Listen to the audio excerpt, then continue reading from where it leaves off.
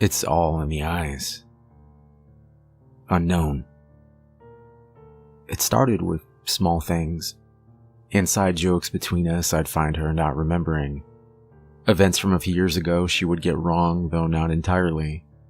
I think her laugh was even different. Lana, remember when Strider fell into the lake? There was a pause and then she laughed.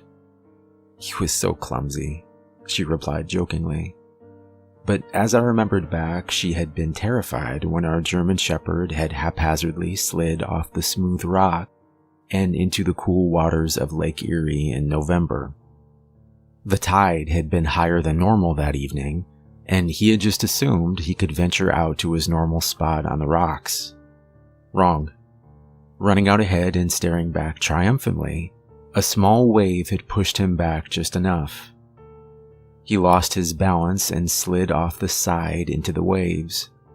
Strider had been unable to get back up himself due to just how wet and slippery the edge had been, and after a few terrified seconds, I managed to jump in and lift him back up onto the rocks myself. It had been 4 years ago, and my wife had been mad as hell at me for what seemed like a month after.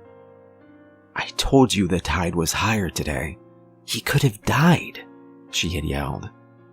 That had been her reaction at the time, but now her response was much more lighthearted. I'd chalked it up to growing older. People change, right? Lana was no different. Maybe looking back, she could find humor in it now.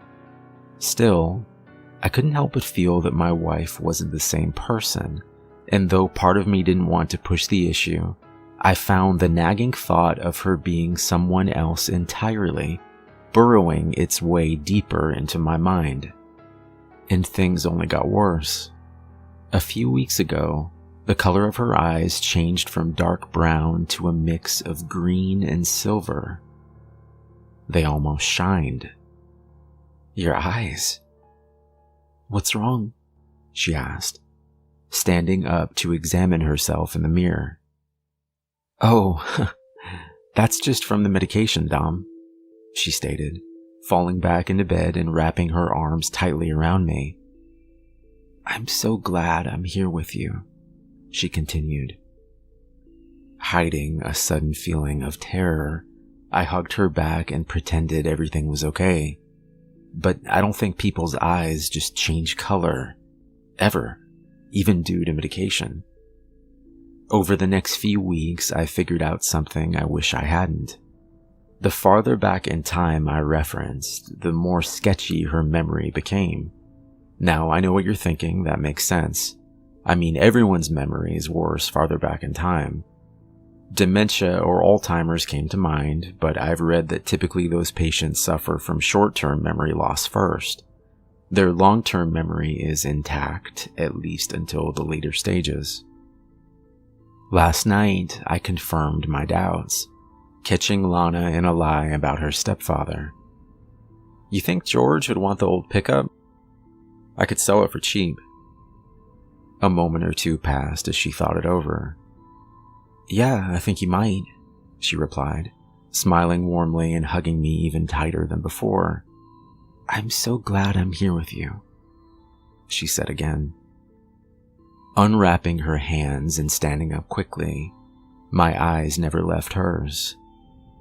"Your stepfather, George, has been dead since you were 12 years old, Lana." She began to slowly laugh. So help me God, she laughed. "I guess I knew you'd figure it out eventually. Your wife, Lana, has been dead for 7 months." Fear gripped me, and I knew her words were true. Running now to the door, her voice behind me became more frantic. But it was too late. I was down the steps and running into the pantry. I was planning to grab my phone. I was planning to grab the keys. I was planning to... "Stop right there," the menacing voice said. Somehow, in my frenzied state, I hadn't noticed 2 tall, dark-haired men standing just inside the back door. They both carried a handgun, and my sudden entrance hadn't surprised them at all. "Where are the photos?" the man in charge asked. "What? What photos? Who the hell?" He whipped the pistol across my forehead. Nearly passing out from the pain, my eyes began to sting as the red washed across my brows and began to drip down onto the linoleum floor below me. I stared up at the two men. "Who are you?" The younger man kept his eyes on me, but spoke to the man in charge. Maybe he doesn't know. I could only stare up in confusion as the two men discussed what to do next, then continued. "A few months ago, your wife saw something she shouldn't have. She must have told you." The man in charge examined my face. Laughing was all I could do to keep it together at this point.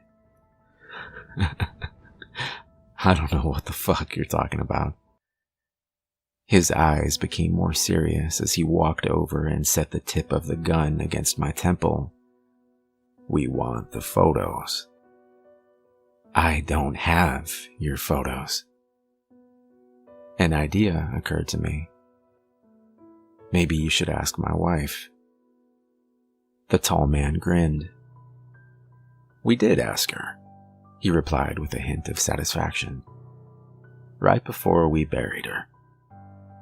A moment passed between us, and the younger man pointed the gun back towards me. "He doesn't know anything. Let's kill him. We can search the house after." "No," the tall man interrupted. "Too loud. Use a blade," he said calmly, handing his partner the largest of knives from the rack hanging above the kitchen island.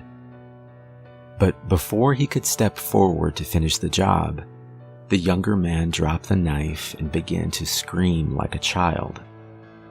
The once dark kitchen was now filled with a blinding silver, and something behind me began to growl. The two men's faces quickly started to burn the color silver, their screams echoing throughout the house. "Shoot her!" one of them yelled as red-hot silver began to drip from his cheeks. A hail of bullets flew across and towards the figure behind me. And then the scream stopped. The only remainder of the men being two distinct piles of pure silver. The nauseating fumes nearly caused me to pass out, but somehow I managed to stand. Using what was left of my strength, I walked over and sat down next to the body of my wife Lana. At least one of the bullets had lodged into her chest. She was still breathing. Looking into the silver eyes that had once seemed cold, I now saw a warmth and love in them. Holding her hand, I had to ask, "Who are you?" There was sadness then. "Don't you remember? I'm your guardian angel." Putting pressure on the wound, I could feel the beginning of tears as the soft words filled the air, and the silver glow in her eyes began to dim. "It was so nice being here with you."